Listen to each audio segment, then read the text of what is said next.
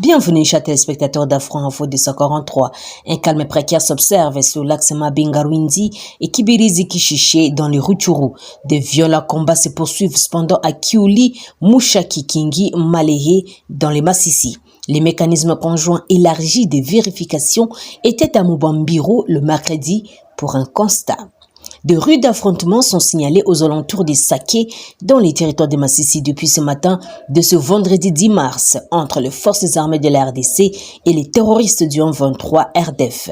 D'après plusieurs sources, le 1-23 a lancé des offensives depuis 5 heures du matin de ce vendredi sur des positions des FARDC vers Nenero avant de déborder sur la colline de Kiuli près de 3 antennes, 3 km au nord-ouest des Saké.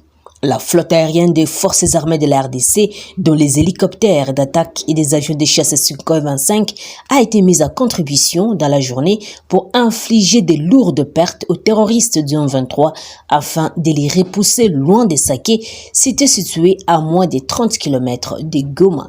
Jusqu'à 19h locales, l'artillerie lourde des forces armées de la RDC continue toujours à pilonner les positions de ces terroristes. Aux environs de 15 heures, une psychose a gagné la population suite aux tirs de balles, probablement de l'ennemi en direction des Saké, ce qui a conduit au déplacement massif de la population en direction de Goma. En rappel, Saké est une cité carrefour qui ouvre la voie sur l'axe Kichanga, Walikale et Minova dans le sud Kivu.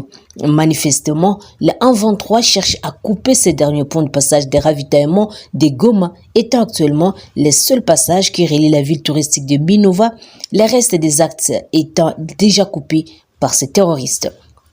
La société civile du groupement de Kamuronza en territoire de Massissi a dénoncé de nouveaux bombardements des habitations civiles à Mubambiro et Saké par ces terroristes du 1-23 RDF. En effet, au moins 5 bombes sont tombées ce vendredi à Mubambiro et Saké sans faire beaucoup de dégâts. Par mesure de prudence, la société civile du groupement Kamuronza a demandé à la population de Mubambiro de se mettre à l'abri en quittant cette zone aveuglément ciblée par le 1-23. Lors des bombardements du 6 mars dernier, 3 civils de bombes du 1-23 à Saké et Mubambiro avaient perdu la vie, 7 autres blessés et une maison détruite selon le dernier bilan tracé par l'armée congolaise.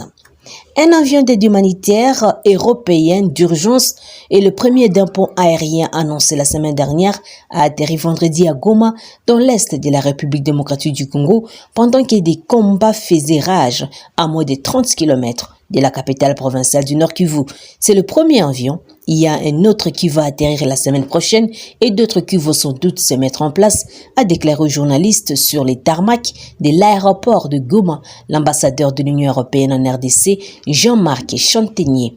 L'Union européenne avait annoncé le 4 mars dans la mise en place d'un pont aérien humanitaire civil vers Goma avec le soutien de la France pour venir en aide aux populations durement affectées par les combats. Les fret acheminés dans le Nord Kivu en collaboration avec l'UNICEF et d'autres partenaires humanitaires doivent consister en produits médicaux, alimentaires et autres produits d'urgence, précisait l'Union européenne.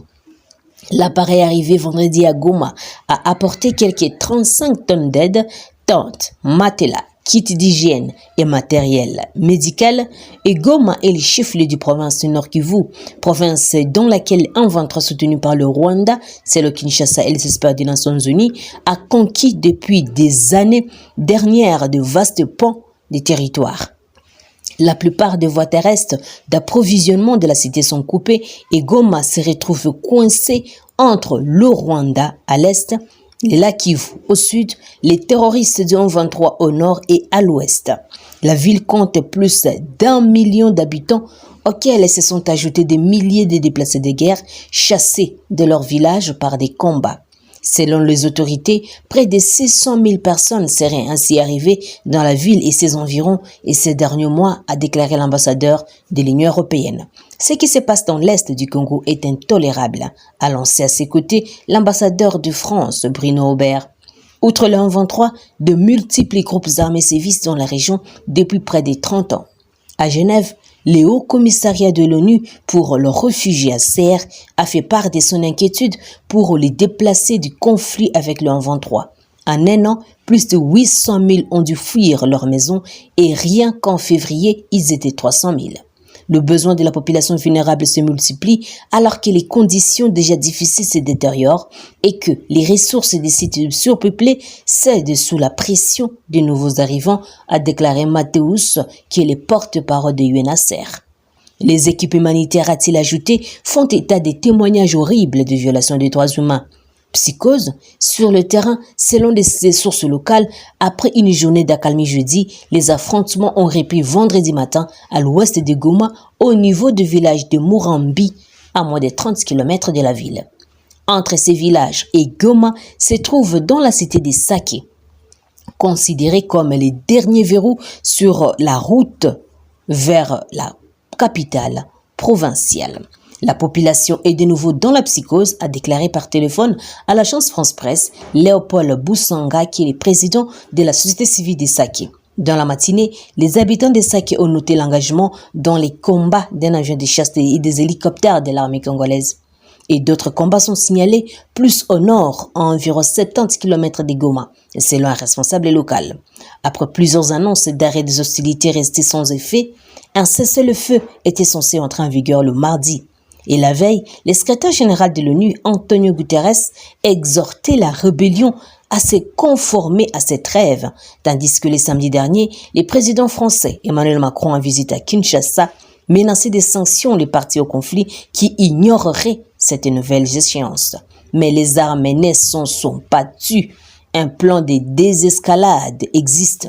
Il est impératif qu'il soit soutenu par tous, a lancé à Goma l'ambassadeur de France, en insistant ceux qui ne les respecteront pas s'exposent à des sanctions.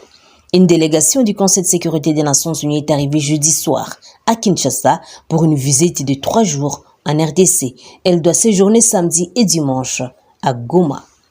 Terminons par cette nouvelle. Avant leur départ, les samedis pour Goma, palper la réalité des conséquences de l'agression rwandaise contre la RDC, la délégation du Conseil de sécurité des Nations Unies a reçu en audience à la Cité de l'Union africaine par le président de la République, Félix Antoine Tshisekedi Tshilombo. L'entretien entre le chef de l'État et le groupe des 15 ambassadeurs représentant les 5 membres permanents et 10 membres non permanents du Conseil de sécurité des Nations Unies a connu la participation des chefs de la MONUSCO, Bintou Keïta, ainsi que du vice-premier ministre, ministre des Affaires étrangères, Christophe Lutundula. Bienvenue au Congo, pays agressé, a lancé le président Félix Antoine Tshisekedi à ses hôtes en prélude de cette rencontre. À en l'en croire, la cellule de la communication de la présidence, le chef de l'État a donné les tons d'un discours franc et direct à l'égard des membres du Conseil de sécurité des Nations Unies. Selon la même source, le président de la République les a interpellés en tant que les garants du droit international qui est bafoué par le Rwanda, pays agresseur de la RDC, via les terroristes du 23. Après échange avec les chefs de l'État, la délégation onusienne a tenu un point de presse durant lequel le porte-parole du Conseil de sécurité des Nations Unies a tenu à rappeler qu'ils sont venus pour témoigner de leur soutien à la RDC et qu'ils condamnent toute violation de la souveraineté du Congo et qu'ils font tout pour rétablir la paix et la stabilité à l'est de la République démocratique du Congo. Chers téléspectateurs d'Afro-Info 243, c'est par ici que s'achève notre émission. Merci à vous de nous avoir suivis jusqu'à la fin. Merci également pour vos commentaires, mais aussi n'oubliez pas toujours de vous abonner, liker et commenter. Je suis Santi Chisenga depuis la province de l'Ituri pour Afro-Info 243. Au revoir.